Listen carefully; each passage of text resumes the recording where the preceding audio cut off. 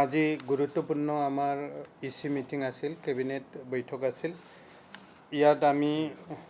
কেইবাটাও বিষয়ত আলোচনা কৰিছোঁ। এতিয়া আমি তাৰে ভিতৰত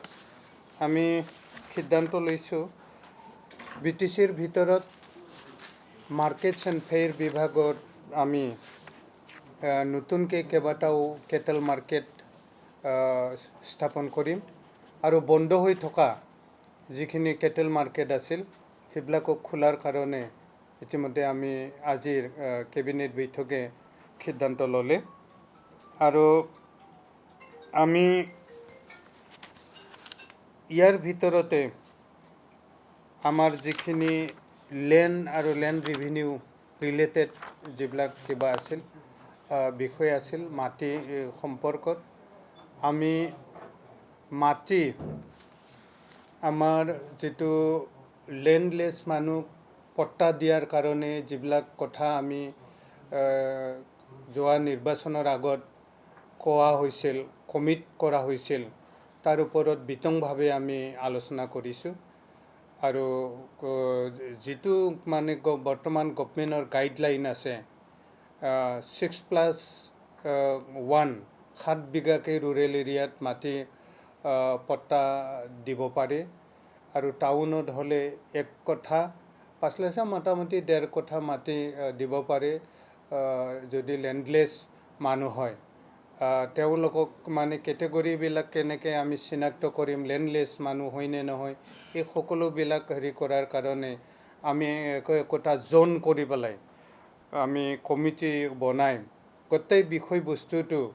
চোৱাৰ কাৰণে লেণ্ড এণ্ড ৰেভিনিউ ডিপাৰ্টমেণ্টৰ আণ্ডাৰত আমি তেনেকুৱা জোনেল কমিটি গঠনৰ সিদ্ধান্ত লৈছোঁ। ইতিমধ্যে চিৰাঙত, কোকৰাঝাৰত এই কমিটিবিলাক গঠন হৈছে আৰু বাকী আমি ওদালগুৰি, তামোলপুৰ, বাক্সা এইবিলাকতো কৰিম আৰু ইতিমধ্যে আমি আজি যিকেইটা আমাৰ PPP মোডত চলালে পাব্লিক প্ৰাইভেট মানে কিবা এনেকৈ পাৰ্টনাৰশ্বিপ PPP মোডত কেইবাটাও ইনষ্টিটিউশ্যন চলোৱাৰ কাৰণে সিদ্ধান্ত লৈছে, যিবিলাক মানে আমি বেছি ৰিস্ক যাতে ল'ব লগা নহয়। BTC চৰকাৰে আমাৰ কিবাৰ আদাবাৰীৰ যিটো আমাৰ মিল আছে চেণ্ট্ৰেল চিল্ক বৰ্ডৰ ফাণ্ডিঙত সেইবিলাক আৰু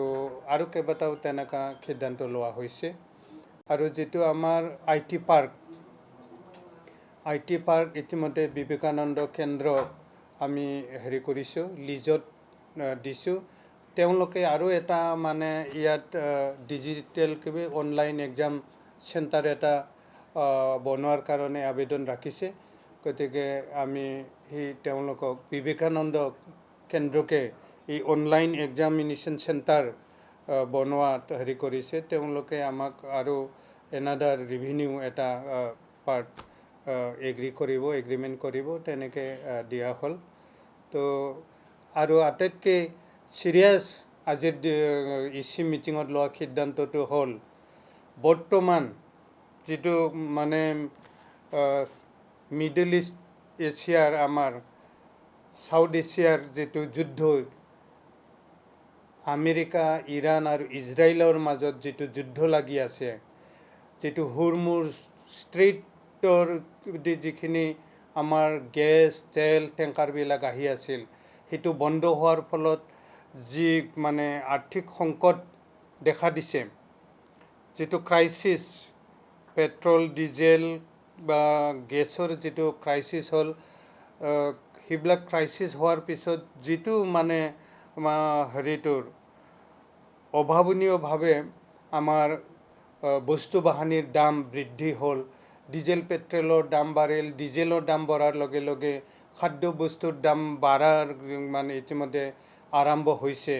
এটা মানে ইকনমিক ক্ৰাইচিছ এটা আমাৰ দেশতো আৰম্ভ হৈছে। তাৰ প্ৰতি লক্ষ্য ৰাখি আমাৰ BTC চৰকাৰে আজিৰ কেবিনেট বৈঠক ইচি মিটিঙত সিদ্ধান্ত লোৱা হ'ল যে অহা 6 মাহত আমাৰ MCLA সকলৰ দৰমহা 30% আমি কমাই লোৱা যাব। আজি সিদ্ধান্ত হৈ গ'ল মানে গোটেই যিটো ক্ৰাইচিছটোৰ প্ৰতি লক্ষ্য ৰাখি আগন্তুক 6 মাহত BTCৰ সকলো EMMCLসকলে মানে নিজৰ দৰমহাত 30% কমাই লোৱাৰ সিদ্ধান্ত ইতিমধ্যে আমি আজি ইচি মিটিঙত পাছ কৰিছোঁ আৰু এনেকৈ আনুষংগিক কেইবাটাও গুৰুত্বপূৰ্ণ বিষয় আলোচনা কৰিলোঁ আৰু বিশেষভাৱে আমি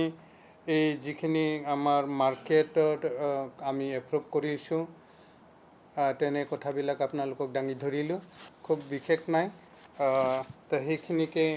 জনাইছোঁ আৰু বিশেষভাৱে আমাৰ EMMCLসকলে অহা 6 মাহৰ বাবে 30% দৰমহা কমাই লোৱাৰ যি সিদ্ধান্ত ল'লে এই সিদ্ধান্তই মূল সিদ্ধান্ত আছিল সেই কথাখিনি আপোনালোকৰ জৰিয়তে সকলো ৰাইজলৈ মই জনাই দিলোঁ ধন্যবাদ 6 মাহৰ বাবে কৰ্তন কৰিলোঁ আৰু দৰমহা